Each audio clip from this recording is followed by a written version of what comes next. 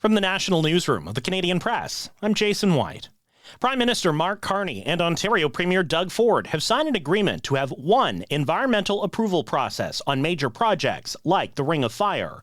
Carney says it'll make approvals more efficient. In all cases, Ontario and the federal governments will maintain their standards and take their responsibilities for final approval decisions.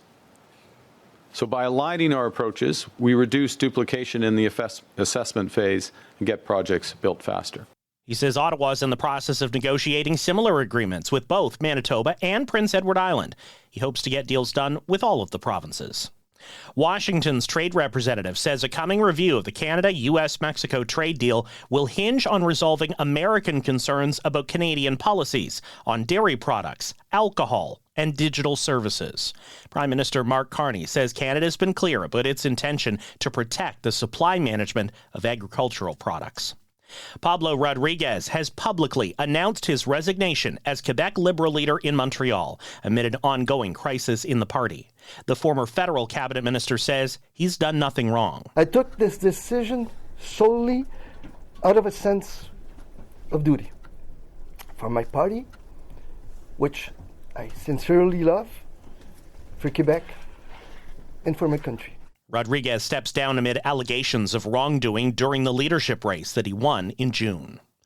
RCMP in Saskatchewan are urging drivers to avoid unnecessary travel after a blizzard walloped the province.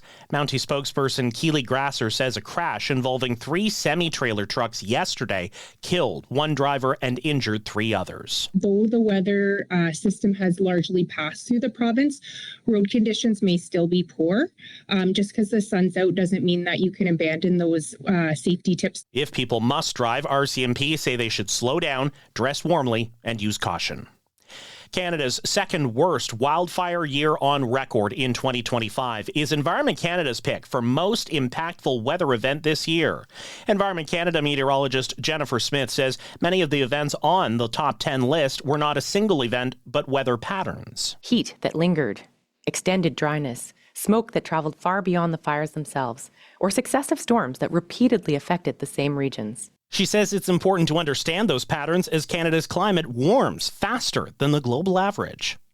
People dressed as Santa and elves have shoplifted $3,000 worth of food at a Metro grocery store in Montreal.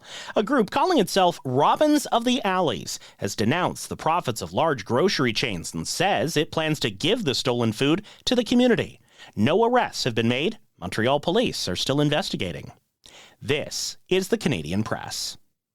In sports, former NHL forward Milan Lucic has signed with the Fife Flyers of Britain's elite ice hockey league, and that's prompted backlash in Scotland. Lucic was charged in 2023 in connection with an alleged domestic incident involving his wife. Prosecutors later dropped the case after she declined to testify. The surging Edmonton Oilers are in Boston tonight, taking on the Bruins. NHL action tonight elsewhere has Montreal hosting Chicago. Ottawa welcomes Pittsburgh. Toronto is at Washington, and Calgary welcomes Seattle. NBA action tonight has the Toronto Raptors on the road facing the Milwaukee Bucks. The Vancouver Whitecaps have signed goalkeeper Yohei Takaoka to a new contract through June 2027. DC United has taken Canadian defender Nikola Markovic first overall in the MLS Super Draft. The 21-year-old center back is from Gatineau, Quebec. And the Winnipeg Blue Bombers have signed veteran defensive back Dietrich Nichols to a 1-year contract extension. From the Canadian Press, I'm Jason White. Thanks for listening. Don't forget to follow and subscribe. For more of today's top stories, visit thecanadianpressnews.ca.